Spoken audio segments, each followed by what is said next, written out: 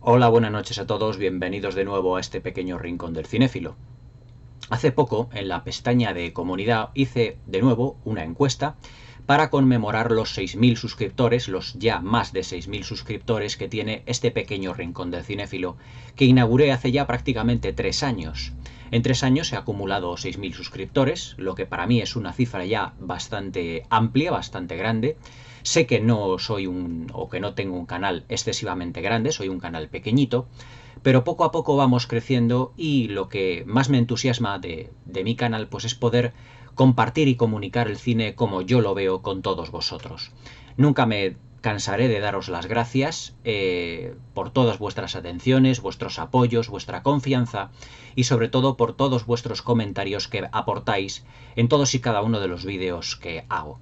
No voy a reiterarme más en todo ello, en seguir a daros las gracias porque ya lo hice en el vídeo de la maldad de Frankenstein anteriormente y vamos a pasar directamente a lo que va a ser la crítica de la película de hoy, de esta noche, que es triunfalmente la ganadora de la última encuesta que hice precisamente para los 6.000 suscriptores y que eran Manhattan de Woody Allen, Los mejores años de nuestra vida de William Wyler, Centauros del desierto de John Ford y Los siete samuráis de Akira Kurosawa. La verdad es que yo no pensaba que Los siete samuráis fuera la ganadora con una amplia diferencia sobre todas ellas. Pensaba que Centauros del desierto o el peso específico que tenían John Ford y John Wayne en la historia del cine, seguramente sobre todos los cinéfilos que me seguís, iba a ser lo suficientemente grande. Pero ¿cuál fue mi sorpresa al ver que Los siete samuráis se distanciaba hora tras hora, minuto tras minuto y día tras día de esta pequeña encuesta que realicé? Así que, como vosotros lo habéis decidido, voy a comentaros lo que es para mí una de las mayores películas de la historia del cine, una película bélica, épica y una auténtica obra catedralicia, ya no solo del cine japonés, sino de la historia del cine en general. De Akira Kurosawa yo no os he hablado pues hasta ahora prácticamente nada, nunca, no sé si lo habré mencionado en algún vídeo de preguntas y respuestas, pero está considerado junto con Yasujiro Ozu y con Mizoguchi como un gran triunvirato de lo que son los grandes directores japoneses. Pero sobresale evidentemente Akira Kurosawa por méritos propios. Akira Kurosawa fue un director que nació en 1910 en Tokio y que a lo largo de su carrera aproximadamente filmó pues unas 32, 33 o 31 películas aproximadamente en una larga y fructuosa carrera durante unas 40 años, 50 años aproximadamente. Pero la película que os voy a comentar esta noche, digamos que para mí es la cumbre de todo su cine. Ha filmado Akira Kurosawa grandes clásicos como Yojimbo, como Ran, como Los sueños de Akira Kurosawa, que fue su último film, financiado por George Lucas y por Steven Spielberg. Películas como Trono de sangre, La fortaleza escondida, pero sobre todo Los siete samuráis, que para mí es la película más influyente de la historia del cine. ¿Y por qué digo por qué es la película más influyente de la historia del cine? Porque esta película, debido a su planificación, a su guión, a su tratamiento de personajes, a cómo está retratado lo que es el mundo feudal y sobre todo los valores de lo que son los samuráis, porque es una auténtica lección esta película del comportamiento y de las sensibilidades del alma humana, yo la considero la obra catedralicia del cine japonés, fundamentalmente por todas estas cuestiones y por muchas más que iremos comentando a lo largo de esta amplia review. Os digo ya que va a ser una crítica bastante amplia, bastante larga, porque la película que habéis escogido como ganadora, es más, las 4 que habían para votar en la encuesta, pues la verdad es que son unas películas de infinitos valores cinematográficos y sobre todo de infinitos detalles que todos merecen ser la pena comentados, ya que las 4 son cuatro grandes obras maestras, pero los siete samuráis de Akira Kurosawa es un título muy especial que ha influido en generaciones y generaciones de directores. Aquí tengo mi versión en DVD. Hace escasos años salió una versión en Blu-ray, pero lo malo de la versión en Blu-ray, por lo menos bajo mi punto de vista, es que venía en versión original con subtítulos en castellano. La versión que yo tengo aquí en DVD es la versión íntegra. Es decir, Los Siete Samuráis, que fue filmada en 1954, y además que fue un rodaje realmente difícil, se estuvo filmando durante un año, fue un rodaje que fue ampliamente realizado en exteriores y en decorados muy poquito. Y fue un rodaje que en un principio pues tuvo una muy difícil distribución, ya que en el año 54 pues habían pasado ni 10 años de lo que era el término de la Segunda Guerra Mundial. Y los valores de los japoneses, el valor del samurái, del japonés, no estaba excesivamente bien visto en el mundo occidental todavía. Es decir, Japón, después de la Segunda Guerra Mundial, tuvo que un poquito occidentalizarse, por así decirlo, para que, digamos que esa sombra que pendía sobre todo el país del sol naciente al terminar la Segunda Guerra Mundial, se fuese esclareciendo y que a partir de todos esos años, sobre todo al final de la Segunda Guerra Mundial, el cine japonés cobrase una gran y mayor importancia. Y es cuando surgieron pues todos estos directores que os estoy mencionando, sobre todo destacando Akira Kurosawa. Pero una de las lecturas más importantes de las que podemos hacer de los Siete Samuráis es los grandes valores que tienen los protagonistas, que están guiados realmente por códigos de honor. ¿Y cuál es el código de honor más importante que tiene la película de los Siete Samuráis y en realidad casi todos los personajes de la filmografía de Akira Kurosawa? Pues los valores del samurái. Es decir, esos valores que hacen del samurái un personaje totalmente único, unos códigos de honor basados en la benevolencia, en la justicia, en la tolerancia, en el valor, en la esperanza y sobre todo en no decaer ante un enemigo, pero sobre todo en una gran educación y respeto incluso por el contrario, por el contrincante mejor dicho, porque un samurái realmente lo que es un guerrero. Pero para entender un poquito los Siete Samuráis me gustaría explicaros dos conceptos muy importantes antes de entrar de lleno en la película. El título de los Siete Samuráis hace referencia a los 7 protagonistas que tiene el film, que son los samuráis que evidentemente lo protagonizan todo y que están en todas partes y en todas las situaciones a lo largo de casi los 210 minutos de proyección de la película. Pero hay uno de ellos que no se puede decir que sea un samurái común y corriente, sino que es un ronin. Y diréis, bueno, ¿qué diferencia hay entre un samurái y un ronin? Muy fácil. Un samurái, porque nos estamos retrotrayendo a una época feudal, es decir, a una edad media, pero bajo el punto de vista de los japoneses, es decir, en Japón, es decir, la película se desarrolla en el siglo XVI, el samurái, además de tener todos estos valores, es un guerrero que está a las órdenes de un señor feudal, es decir, es un caballero como un caballero andante, como aquí lo teníamos, por ejemplo, en Europa. Imaginémonos, por ejemplo, los caballeros de la mesa redonda, que estaban a las órdenes del rey Arturo. Pues se puede decir que el emperador era el máximo exponente, el rey, y todos los caballeros que estaban alrededor suyo eran los samuráis, que eran sus guerreros, y que todos tenían un código de honor basados en todos estos valores que os he mencionado anteriormente. Pero, ¿qué ocurría cuando un samurái se le fallecía a su señor feudal, es decir, su líder? Entonces, este samurái pasaba a dejar de tener el título, por así llamarlo, de samurái y se le denominaba ronin. Y un ronin es un samurái que no tiene señor feudal y que se dedicaba en la época feudal pues a hacer una serie de trabajos, a ayudar a la gente, a realizar buenas obras, etc. Aunque también los samuráis, teniendo señores feudales, a su vez también realizaban otra serie de trabajos, no solo para su señor feudal, sino también puntualmente todo pues para evitar, por ejemplo, pues ladronicios, saqueos, etc.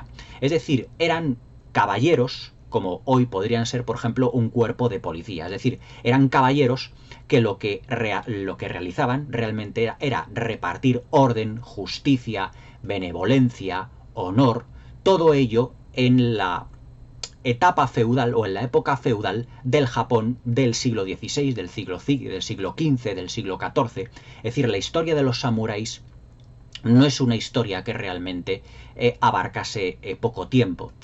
Hay que reconocer que las civilizaciones orientales son las civilizaciones más antiguas del mundo. Entonces el código del samurái no es un código que saliese prácticamente de la nada, sino que fue algo que se fue forjando a lo largo de los tiempos. Y que todos estos valores los vemos en la película y en los personajes. Y sobre todo en el personaje del Ronin de esta película, que es el auténtico líder de todo ello.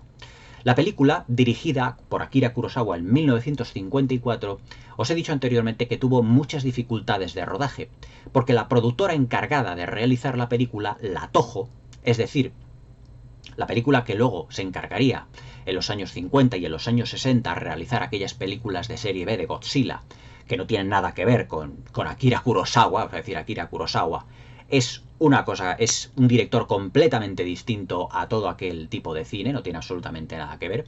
Es como comparar pues el cine de serie B o de serie Z pues con las grandes superproducciones de Hollywood, tipo Ben-Hur o Los 10 Mandamientos, es decir, no tiene absolutamente nada que ver, aunque fuera la misma productora.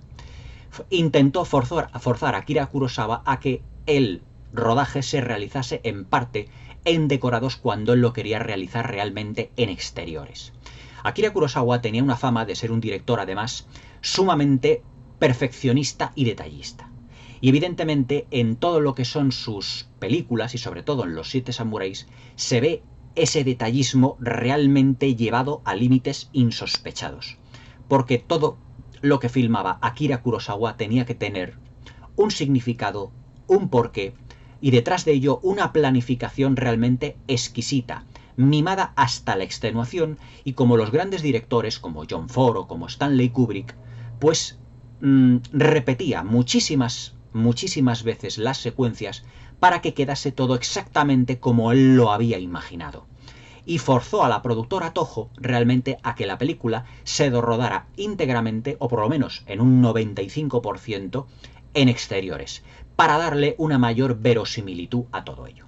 Akira Kurosawa tuvo que enfrentarse además, pues, y documentarse de todo lo que fueran las características del mundo feudal, de todo lo que rodeaba al samurái, a los códigos del samurái, a los códigos del Ronin, y a cómo vivían realmente las personas, los campesinos, pues en ese Japón feudal del siglo XVI. Argumentalmente nos situamos, ya os digo, en el siglo XVI, y Los 7 Samuráis nos narra la historia de un grupo, mejor dicho, de una pequeña aldea de campesinos, en el que un grupo de ladrones, vestidos todos ellos de samuráis, porque eran ladrones y robaban incluso las armaduras de samurái, pues también que pasaban muchísimo hambre, porque había épocas feudales en la época feudal, realmente de la Edad Media, incluso como en Europa había periodos de grandes hambrunas, en el que la gente había grandes epidemias, lo pasaba realmente mal, pues también todo eso queda reflejado en lo que se refiere a la ambientación, es decir, nos presentamos a una aldea en donde todas las personas pues conviven, o mejor dicho, intentan vivir o sobrevivir pues a bases de arroz, de sake, de todo lo que podían cultivar en la tierra, pero claro, pues no todos los años las cosechas podrían tener el mismo éxito. Y claro, los ladrones, los saqueadores, estaban a la orden del día. Entonces, nuestra aldea, donde se va a desarrollar la acción, está siendo saqueada constantemente por un grupo de ladrones. Y los campesinos, pues llega un momento, un grado de desesperación tal, que como le roban continuamente el alimento, prácticamente ya no tienen nada que comer. Y entonces van a consultar a lo que es el anciano de lo que es la aldea. Y este es otro de los puntos que Akira Kurosawa tuvo que informarse, o que tuvo realmente que estudiar a fondo, ya que vemos dentro de la aldea que hay incluso una estructura social en la que los más ancianos, los más mayores, son los que más experiencia tienen, los más sabios, y por lo tanto siempre son a ellos los que se les pide consejo. Realmente podemos ver cómo ha cambiado, o cómo tenemos la diferencia nuestra sociedad respecto de cómo se les trataba a los ancianos o a los mayores, incluso en la época feudal, o aunque ya no sé si en Japón se hará igual, pero yo estoy seguro que también lo hacen. Es decir, los ancianos es una persona ya muy mayor que es un cúmulo de experiencias en la vida, y se supone que es el que tiene que tener mayor rango dentro de lo que es el estrato social de cada una de las partes en las que estaba dividida esa sociedad feudal.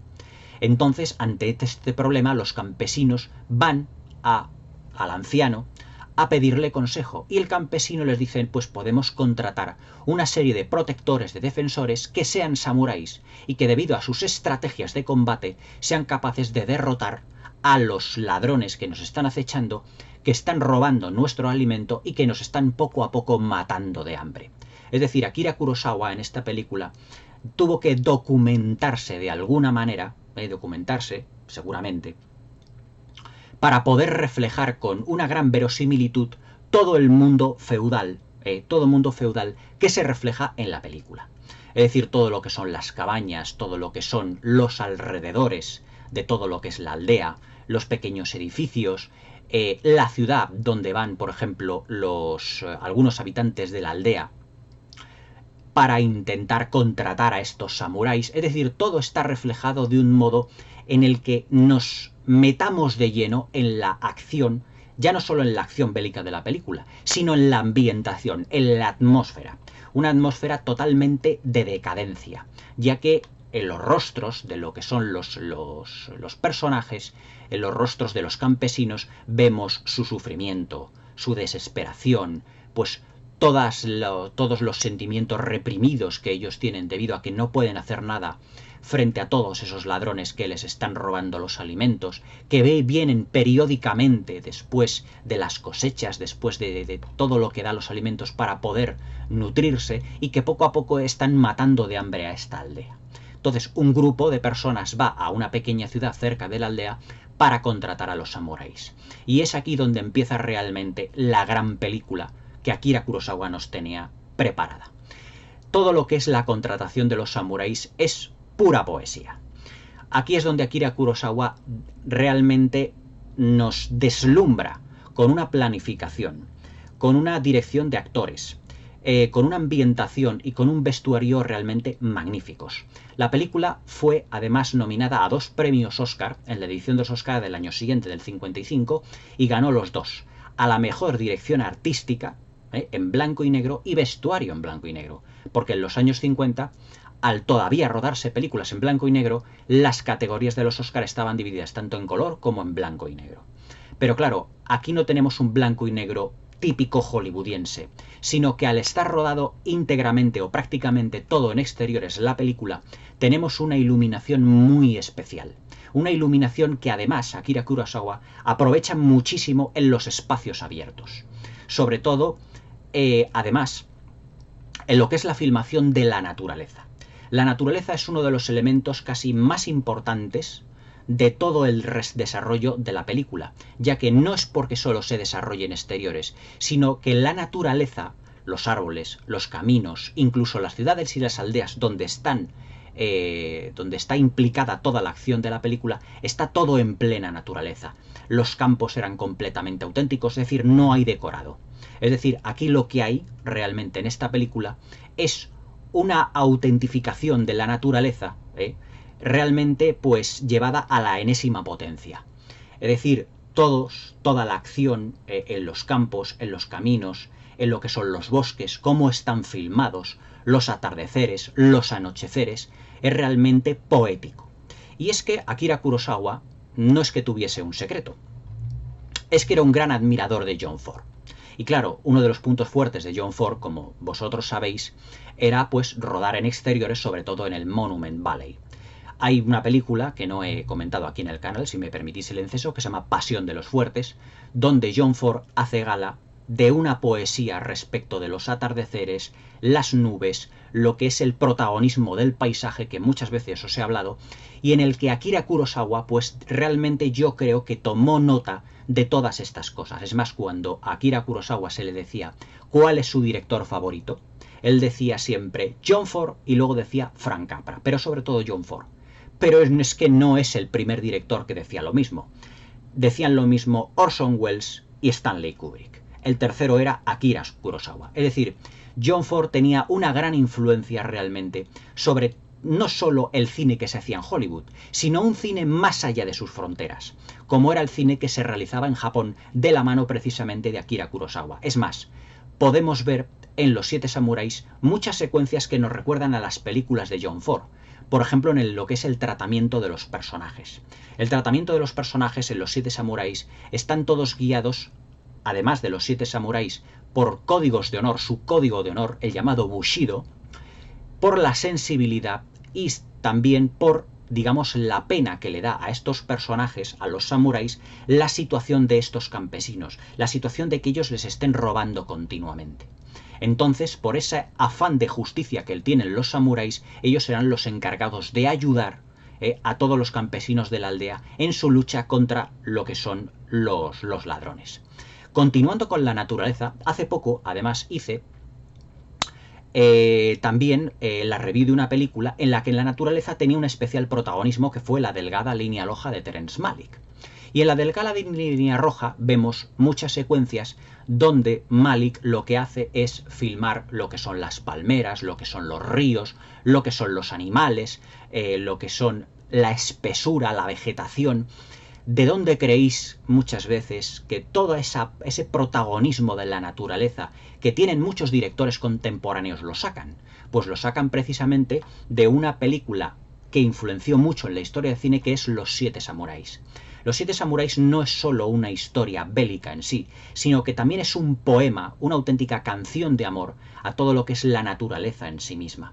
Porque toda la acción, además de rodarse en exteriores, como ya os he dicho varias veces, la naturaleza condiciona mucho todo lo que son las estrategias de los samuráis de cara al combate contra los ladrones. Por ejemplo, al final de la película, para que no vayan entrando todos los ladrones de golpe y porrazo, todo lo que es dentro de la aldea, porque son 40 ladrones, como Alí Baba, eran todos 40 ladrones, y además a caballo, muy bien armados y pertrechados, utilizan precisamente la naturaleza, muchos de los elementos que les dan la naturaleza, como caminos, como arboledas, arbustos, como las cañas de bambú, incluso para defenderse, lanzas, etc. Todo ello sacado realmente de la naturaleza.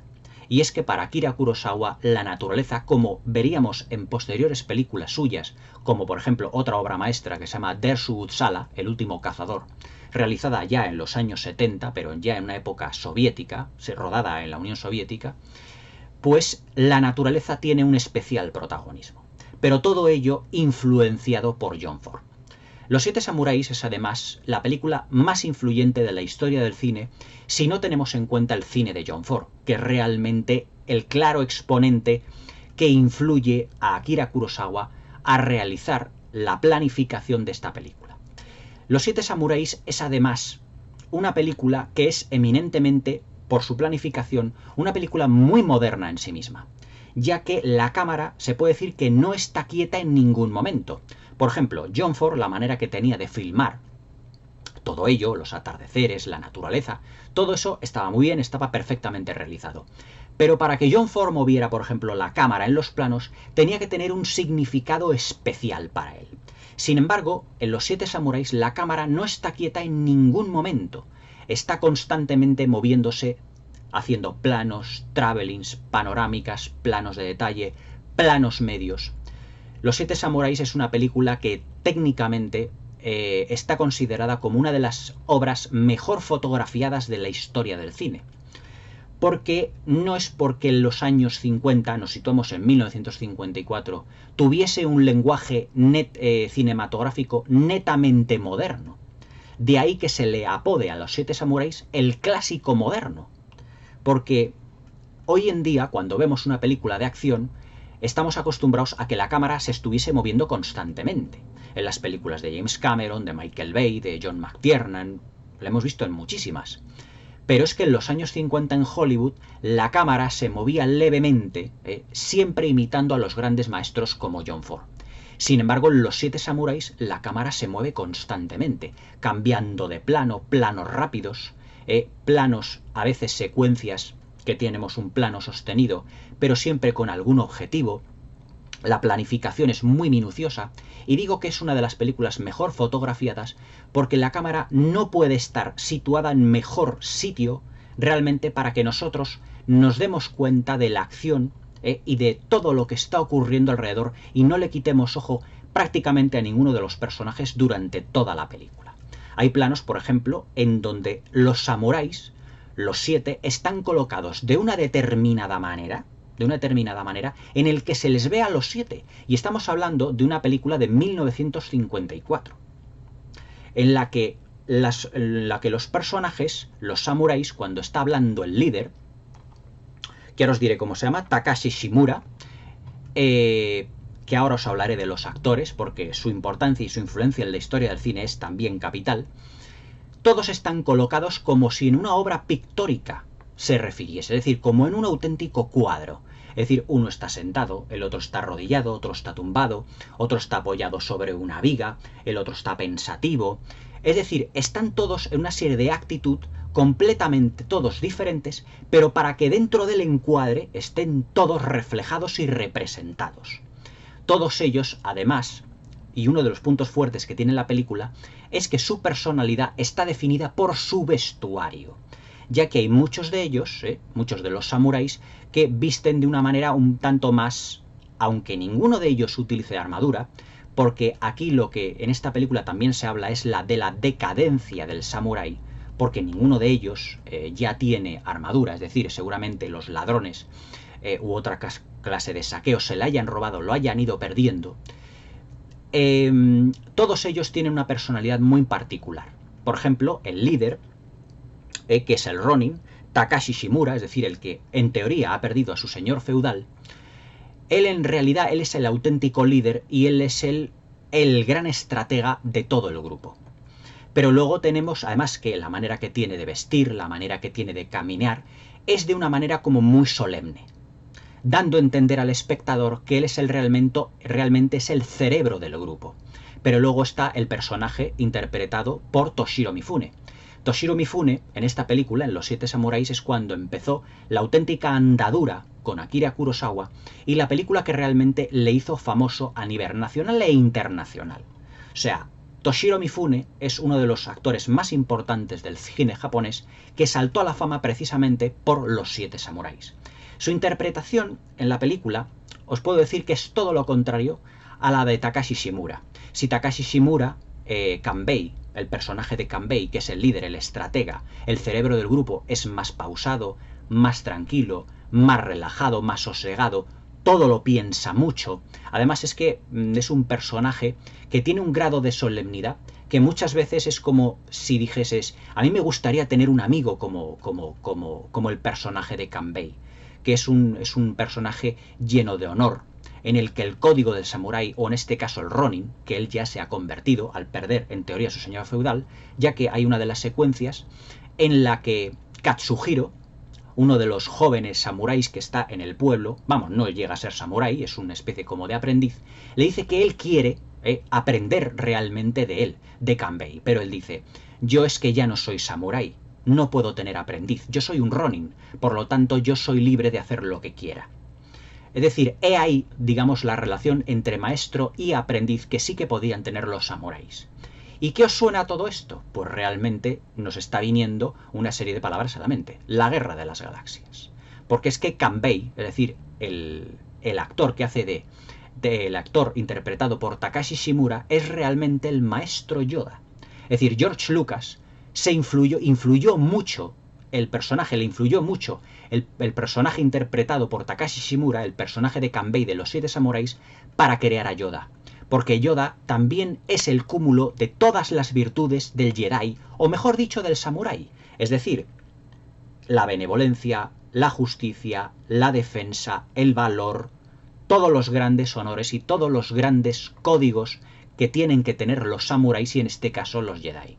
Y es que, como todos sabemos, George Lucas y también Steven Spielberg estuvieron muy influenciados, sobre todo George Lucas, a la hora de crear la Guerra de las Galaxias, por el cine de Akira Kurosawa, pero sobre todo por Los 7 Samuráis. Es decir, la relación que tienen en esta película el personaje de Takashi Shimura, de Kanbei, y Katsuhiro, su, en teoría, aprendiz, al que le va diciendo constantemente, tienes que tener más paciencia, tienes que realizar esto pensándolo mejor, no seas tan impulsivo, ¿a qué nos suena? A las secuencias que tiene Yoda con Luke Skywalker en el Imperio Contraataca. Es decir, tienes que tener paciencia, tienes que tener la mente donde tú tengas tu cuerpo, tienes que concentrarte, tienes que pensar las cosas mejor. ¿De dónde viene todo eso? De Los Siete Samuráis. Por eso Los Siete Samuráis es la película más influyente de la historia del cine, porque ha influido a directores de la importancia de George Lucas, de Terrence Malick, incluso en directores contemporáneos, como ahora os comentaré. Incluso hay una película que yo comenté aquí al principio de la vida del canal, que es Mad Max Furia en la carretera, que tiene planos que son absolutamente clavados a los de Los Siete Samuráis, pero absolutamente clavados.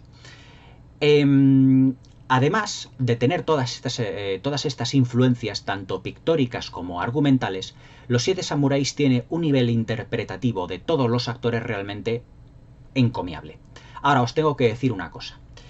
Los actores japoneses, o mejor dicho, el idioma japonés no es como el idioma occidental, es decir, todos tenemos nuestras palabras, nuestros signos, nuestras frases, nuestras oraciones, etc. Pero el idioma japonés es un idioma en el que la entonación, en el que el tono en el que tú digas la oración, en el que digas las palabras, puede cambiar radicalmente el significado de lo que se esté diciendo o el contexto de la conversación. Entonces, al cambiarlo de contexto y de conversación, no es fácil muchas veces traducirlo. Yo la versión que tengo de Los Siete Samuráis no es en versión original, es una versión evidentemente traducida, doblada al castellano. Aunque el Blu-ray, que salió hace escasos años, ya os digo que viene en versión original, con subtítulos en castellano, digamos, para conservar, creo yo, la esencia, digamos, de todos esos diálogos en su japonés original. Y a lo mejor viendo la edición en castellano, podemos darnos cuenta de que algunos protagonistas, como el papel de Toshiro Mifune, puede estar un poco sobreactuado, pero no es que esté sobreactuado, es que muchas veces las expresiones, la manera que tienen, por ejemplo, de interpretar los actores, sus personajes, puede resultar sobreactuada, pero no es que esté sobreactuada, es que le está dando Toshiro Mifune una entonación, un modo de decir las cosas, que los japoneses entienden muy bien, porque realmente viene intrínseco e implícito en su idioma natural, en su lengua vernácula, por así llamarlo de alguna manera. La interpretación de Toshiro Mifune es completamente, es decir, de los dos protagonistas de Takashi Shimura y de Toshiro Mifune, es completamente lo contrario. Si Takashi Shimura es el Yoda, por ejemplo, de estos 7 samuráis, de este grupo de Jedis, de este grupo de samuráis en realidad, Toshiro Mifune es todo lo contrario, es decir, es alocado, también le da bastante a la bebida, pero todo tendrá su porqué. Y es que Toshiro Mifune tiene realmente un pasado difícil de expresar y no sé, al principio de la película no es fácil convencerle de que ayude a los campesinos en su lucha contra los ladrones, es muy difícil, pero luego a lo largo de la película descubriremos de que él también tenía un pasado campesino y que les conoce perfectamente. Otro de los puntos fuertes que tiene Los Siete Samuráis es la ambigüedad también que tienen los campesinos en la película, pero una ambigüedad muy bien calculada y que hace Akira Kurosawa dentro del guión del film que se vayan despejando determinadas dudas y determinados comportamientos desde el principio de la película hasta el final. Es decir, al principio de la película vemos unos campesinos que están aterrorizados de miedo, aterrorizados por la presencia de esos ladrones, pero luego vemos al final que se han comportado de una manera con los samuráis muy despreciativa, totalmente despreciativa. Porque hay una secuencia en la película donde Toshiro Mifune viene con una serie de barras al hombro, con armaduras y armas de samuráis, como diciendo, ¿de dónde han sacado estos campesinos estas armas y estas armaduras de samurái? Y dice Toshiro Mifune, en una explosión, digamos, de enfado, y realmente de frustración, dice, los campesinos no son lo que parecen, porque realmente nos están dando una imagen que no es la que nosotros creemos, no son realmente la gente, digamos, ¿cómo os lo diría yo?, tan sumamente indefensa como aparentan ser, ya que ellos a lo mejor también han sido testigos de luchas entre ladrones y samuráis, y aquellos samuráis que fallecían en combate les robaban las armaduras, y que a un samurái le roben la armadura es como le robasen el honor, le robasen su dignidad, porque su armadura forma parte de sí mismo, forma parte de ese código de honor, ¿Qué es un samurái sin su armadura? ¿Qué es un samurái sin su katana? Sin su arma, sin su espada, realmente. Es decir, todo ello ya muy avanzada la película, cuando ya los samuráis realmente se han dado cuenta o se han comprometido de tal manera y se han encariñado con las gentes del pueblo para intentar ayudarles frente a los ladrones. Pero claro, en esta secuencia hay una especie como de punto de inflexión en lo que se refiere al tratamiento de los samuráis respecto de los campesinos y también de la visión del espectador respecto a los campesinos. ¿Son realmente los campesinos tan indefensos como en un principio nos creemos? ¿Son realmente tan huidizos, tan atemorizados están? Cuando los samuráis llegan a la aldea, los 7 samuráis llegan a la aldea, nadie sale a recibirles, porque les tienen como miedo, les tienen como respeto. Incluso hay padres que lo que hacen es que, ante el temor de tener hijas, estas puedan ser seducidas por los samuráis. Y hay una secuencia donde hay una chica que se llama Shino, que se está lavando el pelo y el padre se le acerca por detrás cuando ella se está lavando el pelo en su casa, en su cabaña, con un cuchillo, porque intenta cortarle el pelo para quitarle atractivo, restarle atractivo, y para que pueda parecer un chico en vez de una chica, para que no sea seducida por los samuráis o por alguno de los samuráis. Pero claro, ella es una chica joven y uno de los samuráis, mejor dicho, el 7º samurái, que no es un samurái, es un, digamos, un aprendiz, es decir, es el aprendiz de Kanbei, pues se termina enamorando de ella, se va dando cuenta de que es una chica. Y claro, pues asistimos a una relación de amor, a una historia, a una pequeña historia de amor entre estos 2 adolescentes, que será correspondida en un momento dado, pero que al final de la película pasará completamente inadvertida, ya que todo formará parte como de una gran estrategia de los campesinos para convencer y para tener a los samuráis dentro de la aldea para que les ayuden a combatir a los ladrones. Pero realmente los campesinos no quieren ningún trato afectivo con los samuráis en ningún momento. Lo que les ofrecen los campesinos a los samuráis para combatir a los soldados son 2 o 3 tazas de arroz al día. Pero el personaje de Toshiro Mifune, que él ha tenido un pasado campesino porque sus padres fueron campesinos, realmente les dice: no os dejéis engañar, porque no son lo que parecen, sino que ellos tendrán guardados para sí más comida, más sake, la bebida típica de los japoneses, típica oriental, tendrán más arroz para sí mismos. Es decir, lo que nos están ofreciendo prácticamente es una limosna para que trabajemos para ellos. Y eso se irán dando cuenta los samuráis, sobre todo Kanbei y todo el grupo de samuráis a lo largo de la película. Es decir, que en esta película lo que hace dentro del guión Akira Kurosawa es dándonos una serie de pistas muy bien distribuidas a lo largo de todo el guión para que veamos que los campesinos no son realmente lo que parecen. Pasando ya no lo que es la parte argumental, sino la parte técnica de la película, estamos realmente en el punto fuerte del film. Hay una secuencia, por ejemplo, que es realmente fabulosa, pero que está resuelta con unos planos muy sencillos. Y es la estrategia que tiene Kanbei para combatir a todos los ladrones cuando vengan. Y es hacer un plano, un mapa de la zona, pintado directamente con tinta, en el que se dibuja todas las cabañas y todos los caminos por los cuales pueden venir los ladrones. Y va indicando con el dedo diciéndole a los demás samuráis: estas cabañas las vamos a dejar fuera, porque están como fuera de lo que es el núcleo principal de lo que es la aldea. Pueden venir por este camino, lo que vamos aquí a construir una serie de empalizadas. Pueden venir por este otro, vamos a construir unos pequeños muretes. Aquí vamos, es decir, nos va argumentando cómo van a ser las defensas para la batalla final, que dura aproximadamente 1 hora. 1 hora, 10 minutos, pero que está dividida en diferentes partes. Al enfrentarnos a una película de 200 minutos aproximadamente, la batalla final dura 1 hora y cuarto. ¿Y qué os suena eso de que una batalla dure 1 hora, hora y cuarto? Pues nada más ni nada menos que a las batallas de las películas de la Tierra Media de Peter Jackson. La batalla de los 5 ejércitos, la batalla del abismo de Helm y la batalla de los campos del Pelennor y el sitio de Gondor, que filmó Peter Jackson en las trilogías del Hobbit y del Señor de los Anillos. Aquí tenemos otra de las grandes influencias de Peter Jackson.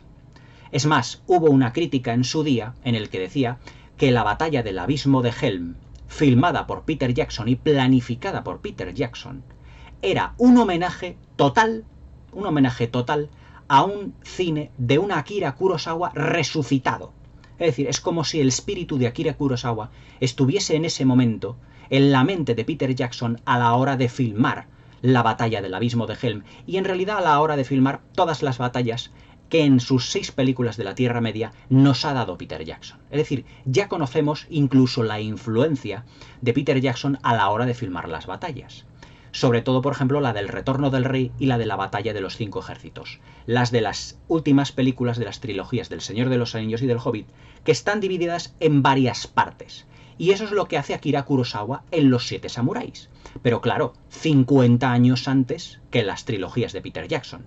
Es decir, en un primer momento, lo que hacen los samuráis es cerrar todo lo que es el perímetro de la aldea, con muretes, con empalizadas, con troncos, con rocas, con todo lo que se pueda, para impedir la entrada de todos estos ladrones, que es como si fueran los orcos realmente. Y el interior, que son las cabañas de los aldeanos, que realmente es como si fuera Minas Tirith, o como si fuera Erebor, o como si fuera, por ejemplo, la batalla de Cuernavilla, es decir, lo que es el abismo de Helm, en donde un grupo de aldeanos, si os acordáis, un grupo de aldeanos viene, se va a refugiarse al abismo de Helm, pero que en realidad ellos no tienen ni idea de cómo combatir a los Uruk-hai. Los Uruk-hai realmente son en la película de los 7 samuráis, es como si fueran realmente los ladrones. Pero ¿quiénes son los samuráis dentro de la película de las 2 torres? Los elfos, que vienen a ayudar precisamente a los aldeanos. Es decir, en el libro del Señor de los Anillos no aparecen los elfos. No aparecen los elfos en la batalla del abismo de Helm. Sin embargo, en un homenaje de Peter Jackson a los 7 samuráis, o inspirándose en los 7 samuráis, hacen precisamente que los elfos sean como los guerreros samuráis en esta película, que vienen, como todos sabéis, como habéis visto las 2 torres, todos pertrechados, con sus arcos, con sus flechas.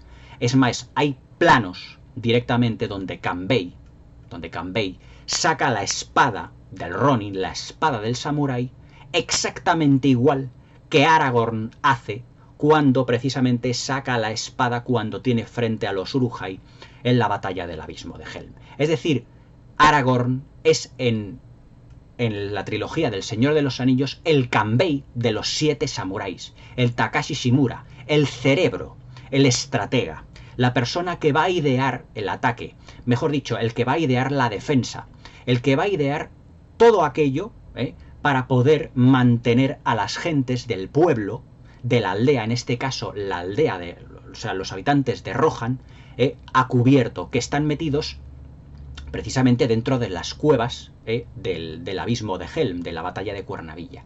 ¿Y dónde están precisamente los japoneses? En los 7 samuráis, metidos dentro de las cabañas, a la espera que salgan o que lleguen poco a poco los ladrones, que los vayan dejando pasar e ir matándolos uno a uno. O sea que fijaos cuál es la influencia de la película de los 7 samuráis, que incluso cineastas de la talla de George Lucas, de Terrence Malick y otro más, de Peter Jackson, lo están utilizando constantemente como referencia y como inspiración para sus películas.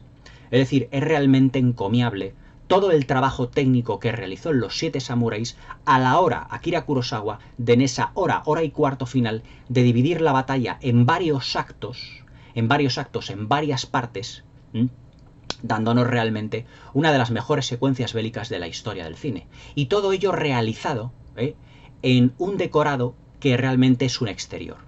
Otra influencia que tiene Peter Jackson, por ejemplo, de los 7 samuráis. ¿Os acordáis que al principio de la batalla del abismo de Helm empieza a llover? Pues en la batalla final, en el acto final, prácticamente en los últimos 20 minutos de película de los 7 samuráis, también llueve. Es decir, es otro guiño al cine de Akira Kurosawa.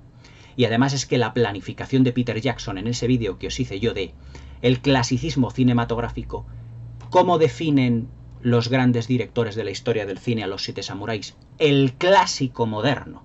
¿Por qué? Porque su planificación, su desarrollo de las batallas, su acción, la manera que tiene de mover la cámara, todo es muy moderno. Es decir, cuando en Hollywood estaban de moda los planos secuencia, los planos estáticos, todo ello, Akira Kurosawa es todo lo contrario. Se inspira en John Ford en la hora de manejar las personalidades, las sensibilidades de sus personajes, a la hora de enfocar el protagonismo del paisaje, pero no a la hora de manejar la cámara, ya que en esta película la cámara no puede moverse de una manera ni más ágil ni más dinámica. ¿Cuántas veces hemos visto en esta película a los personajes ir corriendo de un lado a otro, sobre todo en la secuencia de la batalla final, que van de un lado a otro de las defensas, cuando parece que vienen los ladrones pero que no vienen, que es una falsa alarma? En todo ese segundo acto de la película donde los samuráis van conociendo realmente cómo son los aldeanos, cómo van viviendo lo que son su día a día. O sea, todo eso con movimientos de cámara muy ágiles. Y solo deja la cámara de manera estática cuando tiene conversaciones los samuráis los unos con los otros o con los personajes de la aldea para que les vayan diciendo, pues, digamos, pues más o menos, les vayan resolviendo dudas sobre estrategias a seguir, sobre cómo son los soldados, sobre cómo se comportan, etc. Pero también los aldeanos les van diciendo, les van haciendo partícipes de todos sus dramas.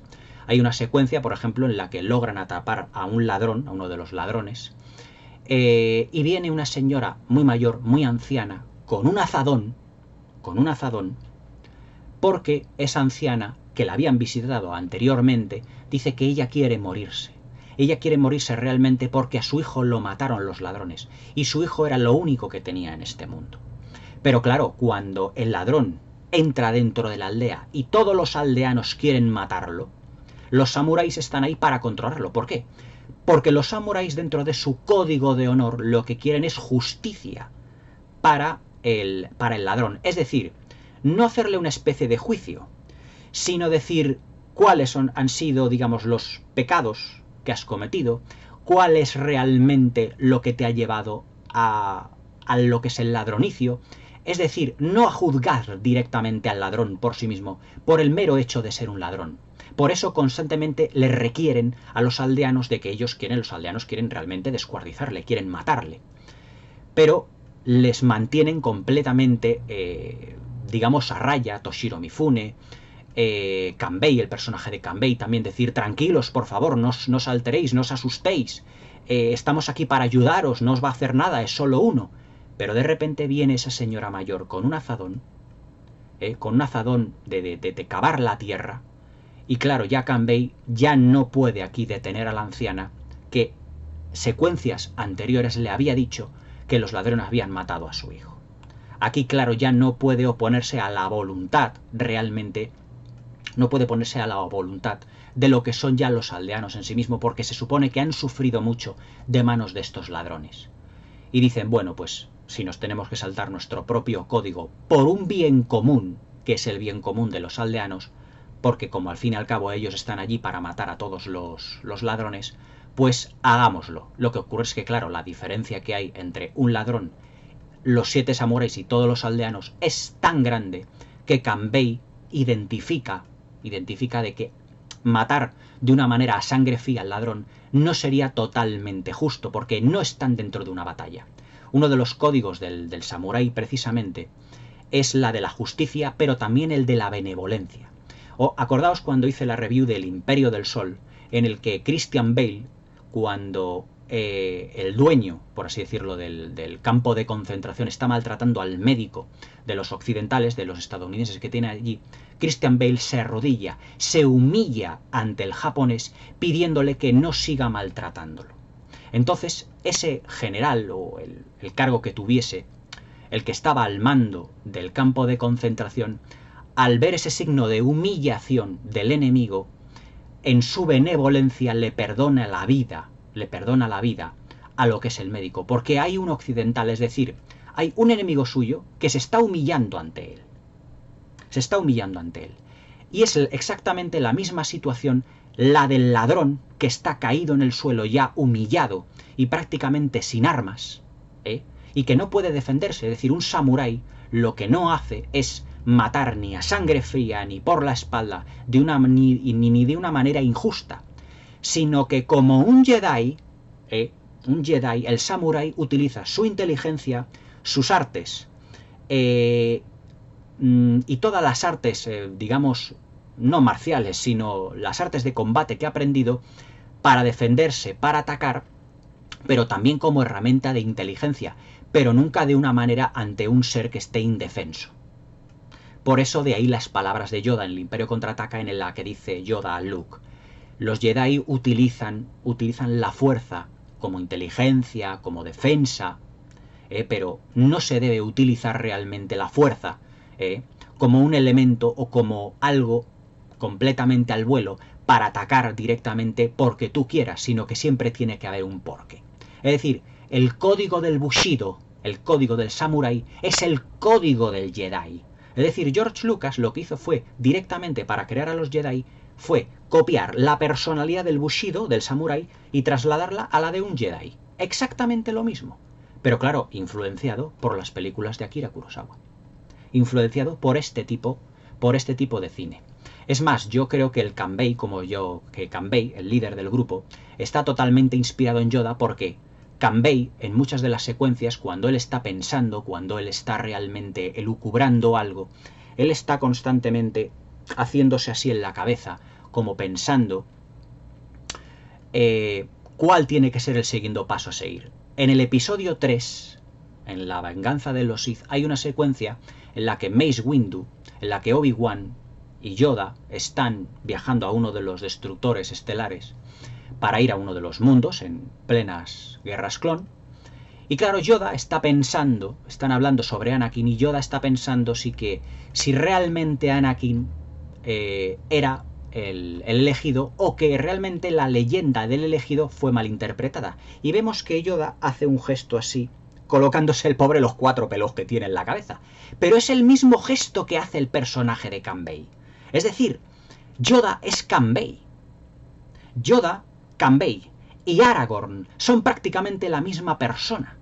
El mismo personaje, porque son la estrategia, son la justicia, son la benevolencia, son todos los personajes, los 3 personajes que se guían por el código de honor, que tienen muy claro lo que tienen y lo que deben de hacer, aunque luego cambien realmente alguna actitud dentro de la película. Tanto Aragorn como Yoda como Kanbei, a medida en la que van transcurriendo sus aventuras, ellos se van amoldando a ellas, van teniendo en cuenta los sentimientos de los personajes que tienen alrededor.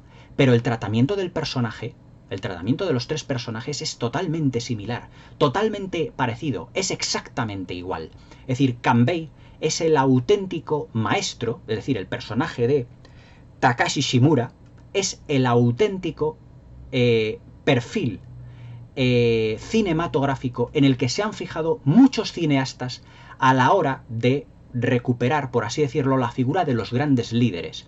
Otra gran influencia de los 7 samuráis, el equipo A, la serie del equipo A.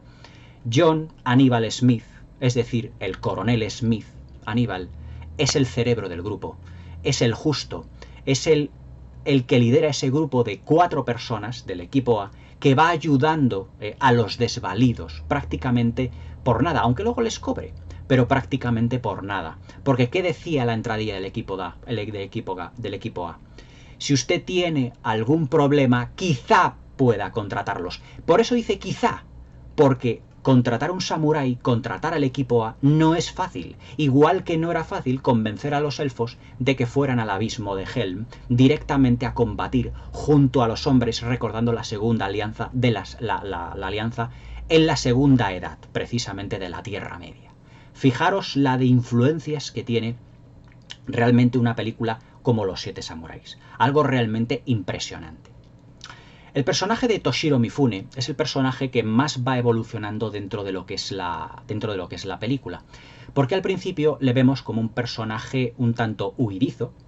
La presentación del personaje de Takashi Shimura y de Toshiro Mifune es realmente extraordinaria, ya que en el pueblo en el que van los campesinos son testigos de cómo un ladrón rapta a un niño por comida.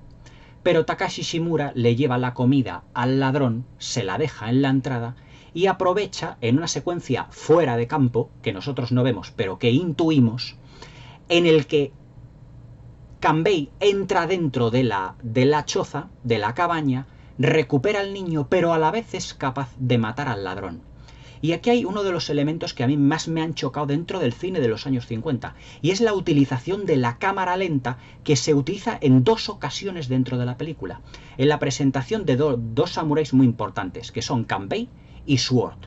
Sword es el personaje en el que el aprendiz de Kanbei, es decir, Katsuhiro, le tiene una gran admiración, porque es un personaje realmente fascinante. Él es muy serio, él es, como en la Comunidad del Anillo, el auténtico Legolas.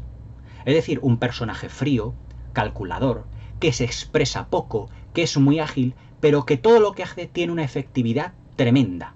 Es de una efectividad en todo lo que hace absolutamente encomiable. Y le admira por el gran guerrero que es. ¿Acaso Legolas no es el gran guerrero de la Comunidad del Anillo? ¿Acaso Legolas no es más callado, más apocado, más frío, más distante respecto al resto de personajes de la Comunidad del Anillo? Legolas es Sword en los 7 samuráis, un personaje realmente importantísimo, que además tiene una gran fuerza y una destreza con la espada increíble. Es más, ¿no tiene Legolas una gran destreza con las espadas? Pues ahí lo tenemos, la inspiración de Peter Jackson. Ahí la tenéis, el personaje de Sword, que también le reta. Uno de los personajes del poblado donde están en la película, le están haciendo... porque, bueno, pues él es un samurái, pero hay uno de los personajes dentro de la aldea que le reta, le dice: yo soy capaz de vencerte, dice, por favor, no me obligues a matarte, porque con un solo toque de prácticamente de espada te puedo matar. Dice, pues estoy dispuesto a arriesgarme a por ello. Y entonces él saca su espada, ya no un palo, ni una especie de caña, sino su espada, y reta a Sword. Es una presentación realmente impresionante, porque entonces este personaje, el que quiere retar a Sword, va corriendo hacia él, intenta darle una estocada, pero Sword lo único que hace es moverse un paso hacia atrás y hacer un giro con la espada, con su katana, muy rápido. Y vemos cómo su oponente se queda quieto y lentamente va cayendo hacia el suelo, utilizando Akira Kurosawa la cámara lenta. ¿En qué película de los años 50 se utilizaban entonces como recurso narrativo la cámara lenta? Prácticamente en ninguna película. Y también cuando Kanbei recupera al niño de la cabaña de ese ladrón sale de la cabaña corriendo, pero llega un momento que se queda como quieto y Kanbei tira la espada y la vemos manchada de sangre, lo que es la punta, lo que quiere decir que le ha matado, es decir, le ha hincado la espada. Y este personaje también a cámara lenta cae en el suelo. Es decir, es para que nos demos cuenta de que el poder de los samuráis, o la habilidad que tenían en el manejo de la espada, de la estrategia, del poder de convencimiento, de su código de honor, es tan sumamente fuerte que es capaz de convencer a ladrones, de combatir con cualquier clase de personas, pero ellos siempre saliendo victoriosos. Pero como dice Kanbei en la película, dice: yo nunca he ganado una batalla realmente. Cuando vemos que este personaje ya tiene cierta edad, ha participado seguramente en 1000 y una batallas, y dice, ¿cómo es que no ha ganado ninguna batalla? Pero lo que quiere decir es que al final de la película, cuando en esa parte última de la batalla en lluvia, que está excelente planificada, donde lo que hace Akira Kurosawa es alternar planos generales, planos de las patas de los caballos, planos de los personajes de los samuráis disparando con flechas, que nos recuerdan mucho a los elfos de las 2 torres, utilizando las katanas, utilizando todos los recursos que tiene a su mano, y además bajo la lluvia, en una fotografía extraordinaria, con unos brillos que yo nunca había visto, que viene en la versión DVD y que en Blu-ray tiene que ser ya fascinante, con unos brillos que yo no sé cómo realmente podía hacerlo Akira Kurosawa, porque era un blanco y negro muy distinto al que habíamos visto realmente en otras películas de John Ford, de tipo westerns, porque realmente si nosotros analizamos un poquito Los Siete Samuráis, es como si fuera un western. Es decir, los ladrones vienen a caballo, como en los pueblos de las películas de los westerns. Además, las gentes van y vienen en la aldea corriendo o haciendo su vida, como en los westerns. Estos ladrones vienen a saquearlos, como en los westerns, como en las películas del oeste. Y es que si la gran columna vertebral de las películas de John Ford son los westerns, Akira Kurosawa, en su afán por aprender de la planificación, que no del dinamismo, pero sí de la planificación de John Ford, prácticamente se puede decir que las películas inspiradas en los ambientes feudales de Akira Kurosawa son realmente como si fueran westerns encubiertos. Westerns encubiertos. De ahí que luego, años después, en 1960, viviésemos pues un renacer de Los Siete Samuráis en aquel western muy inferior a esta película, todo hay que decirlo, llamada Los Siete Magníficos, protagonizada por Jules Briner, por Robert Bond, por Horst Bullshock, pero que nada tiene que ver con esta grandísima obra maestra y con esta epopeya dentro de lo que es la historia del cine. Pero esa secuencia de final de la batalla, todo lo que es la narrativa, es tan clara, tan transparente en lo que se refiere a la presentación de los personajes, lo que se refiere a la utilización de los planos, de los primeros planos, de los planos de detalle de los ojos de los campesinos, donde se ve su desesperación. También, por ejemplo, de los primeros planos de los samuráis, donde se ve realmente su personalidad. También, como os dije antes, en su vestuario. Por ejemplo, el personaje de Sword es el más enigmático, el más misterioso, pero también es el mejor vestido de todos los personajes de los samuráis, porque es el que no es el que tiene la ropa raída, no es el que va vistiendo como harapos, como el personaje de Toshiro Mifune, que se va poniendo un casco, luego se va poniendo otro, tiene la camisa un poco, la camisa o lo que lleve de ropa lo tiene un poco destrozado.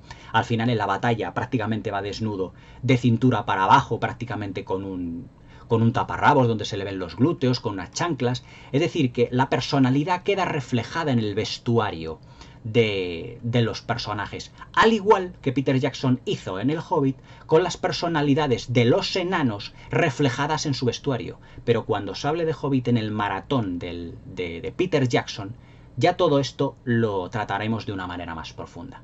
Pero quedaos con el dato de que Toshiro Mifune, mejor dicho, que Akira Kurosawa, lo que hace es definir a sus personajes ya no solo por los planos, enfocándolos por sus actitudes y por sus comportamientos, sino también en la manera que tienen de vestirse, de tratar, incluso de caminar. Es decir, un samurái camina siempre con gran solemnidad. Camina siempre con la cabeza alta, debido a su orgullo. Pero claro, no todos los samuráis, debido a la vida que han tenido, pueden caminar de una manera o de otra, en función de cómo les haya ido realmente la vida. El personaje de Kanbei, si os dais cuenta, tiene unos andares muy solemnes, pero siempre va cabizbajo. Porque, como él dice, nunca hemos ganado una batalla. ¿Y por qué nunca ganan una batalla?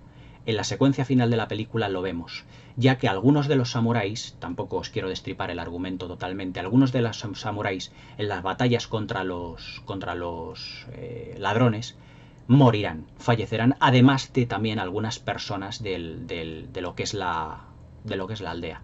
Pero hay un plano final realmente fabuloso, en donde están las tumbas de los samuráis con sus katanas clavadas, y en el mismo plano, pero en la parte baja, quedan los samuráis supervivientes. Pero es que de fondo estamos oyendo nada más y nada menos que a los aldeanos que están celebrando que han matado realmente a los ladrones, que ya se han deshecho de ellos gracias a los samuráis.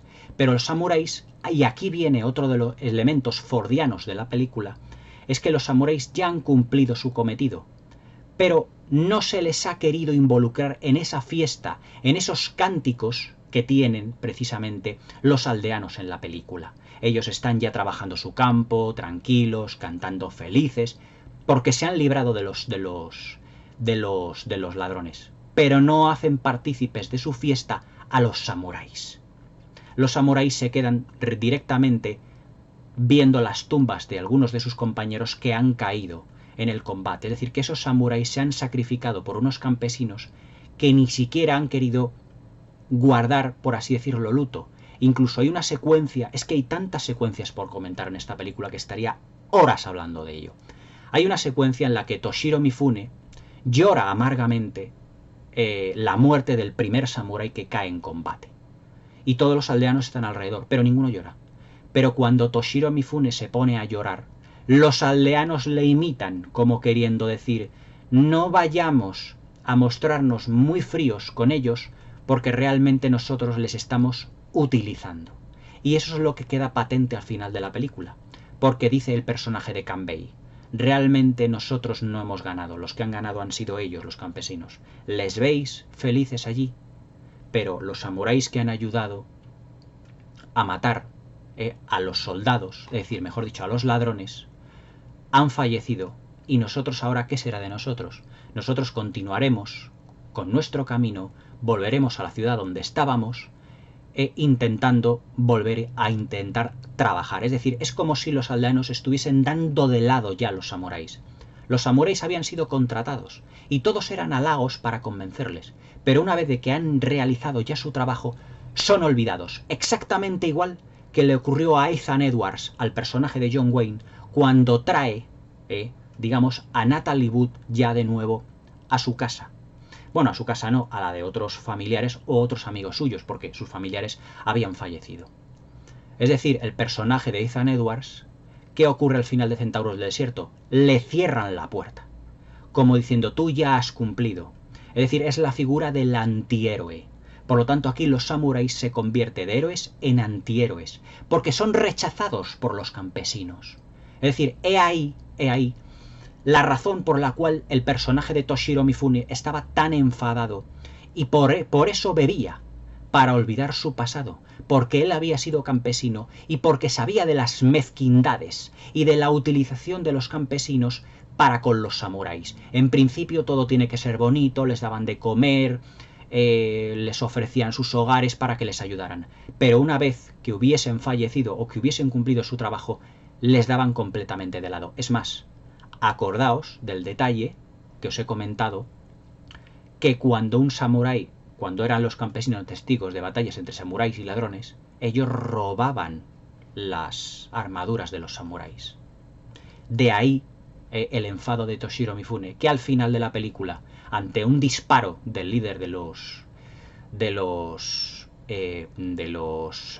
ladrones, pues muere también, cae prácticamente en combate, quedando pues única y exclusivamente 3 samuráis. Ese plano final donde están las tumbas de los samuráis, donde han caído prácticamente los mejores excepto Kanbei, que es el maestro, el estratega, el Yoda, por así decirlo. Se puede decir que también es una oda realmente a ese sacrificio que han tenido los samuráis, pero que ellos han cumplido con su código de honor. Ellos han muerto en combate, ellos han muerto ayudando a sus semejantes, ayudando a los campesinos que se lo han pedido. Aunque ellos luego los despreciasen o incluso los diese de lado. Incluso esta Shino, la chica con la que tiene una relación, Katsuhiro, el aprendiz de samurái, pasa directamente al lado de Katsuhiro y no le dice absolutamente nada, sino que se pone a trabajar en el campo y se pone a cantar tan alegremente como si nada hubiera ocurrido. Es decir, la relación de amor que tiene Shino con Katsuhiro realmente es auténtica. ¿Hay un enamoramiento o realmente hay una intención de mantener contentos a los samuráis para que puedan realizar, digamos, su trabajo? Como dice uno de los samuráis en la película, dice, cuando un guerrero sabe que va a morir, lo que quiere es pasar una noche con una mujer, porque puede ser su última noche. No es el caso de Katsuhiro, pero es que esta mujer ha utilizado, o se supone que ha utilizado a Katsuhiro, y cuando pasa delante de él, directamente le mira de reojo hacia atrás, pero ya no le quiere. Ya no le acepta.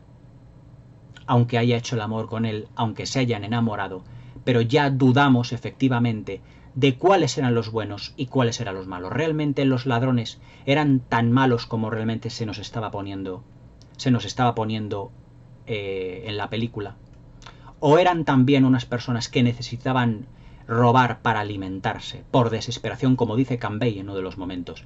También seguramente robarán porque ellos estarán desesperados porque tendrán alimento, necesitarán comer, necesitarán alimentarse. Pero ¿son los campesinos tan buenos como parecen? Ni los ladrones eran tan malos ni los campesinos eran tan buenos. Es más, en esta película se sacan a relucir todo lo que es el lado bueno y el lado malo de los campesinos, es decir, la miseria del alma humana, la psicología del alma humana, es lo que se refleja y lo que Akira Kurosawa quería rodar y quiso rodar en Los Siete Samuráis.